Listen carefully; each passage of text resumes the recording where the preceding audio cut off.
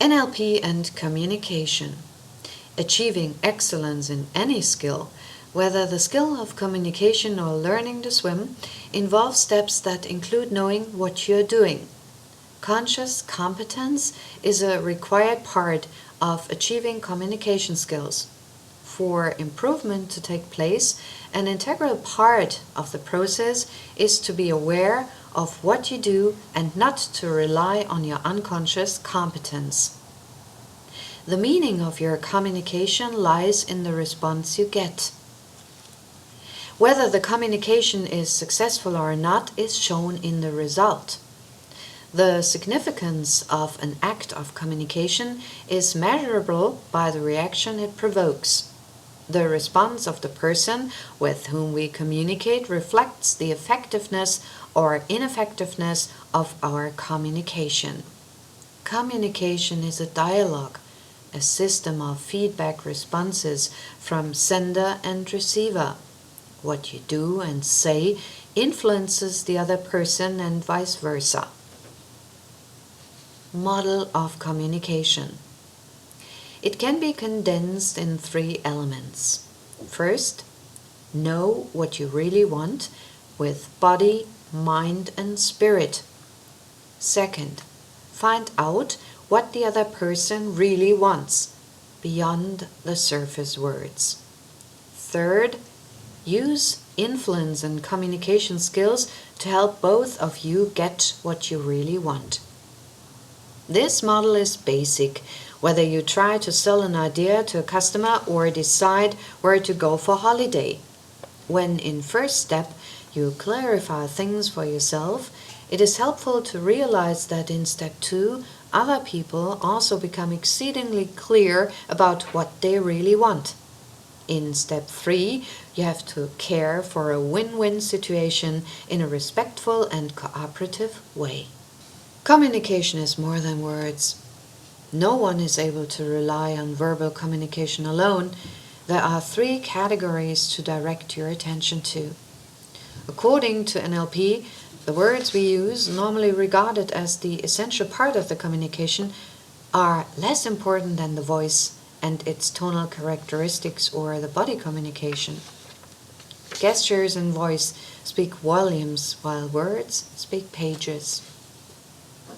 Verbally, you aren't always offered the quality of communication you wish to have. Non-verbal communication supplements the words. Together you get more of the messages you need. According to NLP, the smallest percentage of communication comes from the spoken words.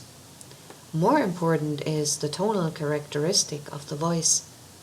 When, in the middle of a conversation, people suddenly raise their voice, whisper, speed up, slow down, speak from the throat, speak with breath or without, emphasize words or speak staccato, etc., there is often an incongruence between the verbal and the non-verbal message.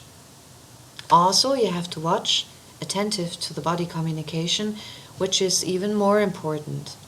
Like people shifting weight, leaning forward, cross their arms, turn to side, lean back, rub their neck and play with their hair, all the while carrying on a fluid conversation. If you are aware of the 3 different ways of communication, you can notice any incongruence between verbal and non-verbal message, like promising something while shaking the head, making a compliment with averted eyes or a clenched jaw. The most respectful thing you can do with people sending out incongruent signals is to continue the communication until the verbal and non-verbal message are congruent. Or you may verbalize your observation in a respectful way. A brief insert: body language in different cultures.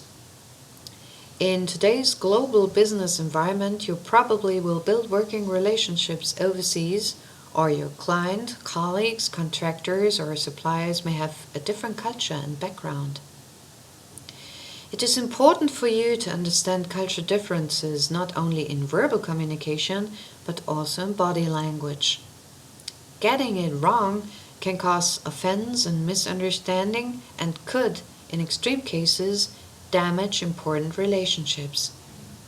In dealing with people from different cultures, perceived insults are often entirely unintentional. Here, an example of body language to be aware of. An everyday gesture that you use at home may have a very different meaning abroad. For example, across the Middle East, it is seen as offensive to eat or offer gifts with the left hand, and a thumbs up gesture is also considered rude. Pointing is a no-no in China, Japan, Indonesia, and Latin America, and beckoning someone with a curled index finger goes against the grain in Slovakia, China, Southeast Asia, Malaysia, Singapore, and the Philippines. This underlines the necessity of a research for the meaning of body language before starting business relationships. The rapport with mirroring and matching as its support.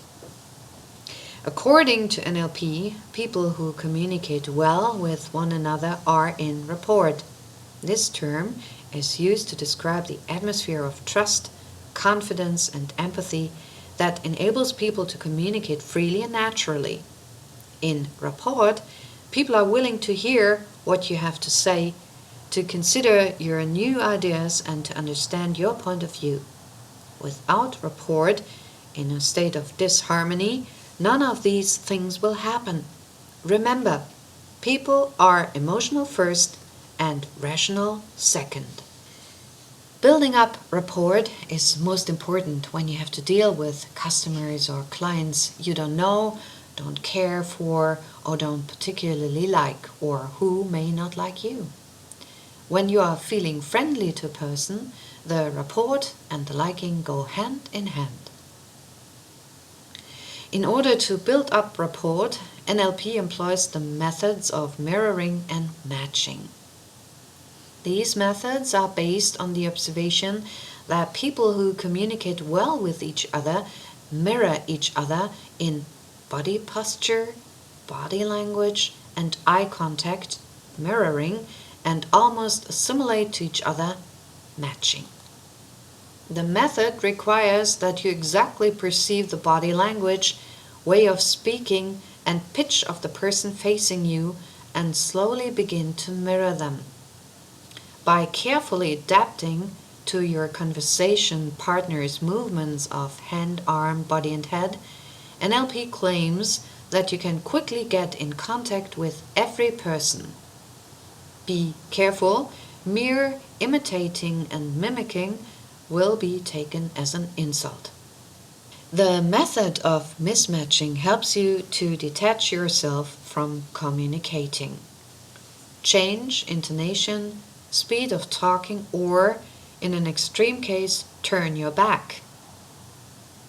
The following checklist before each important conversation may help you to focus.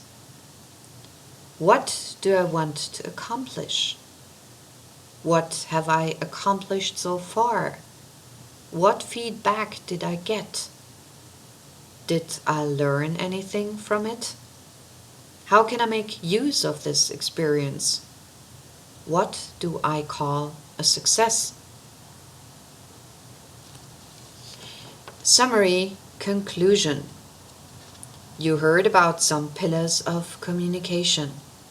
You can try to build up a rapport by mirroring and matching.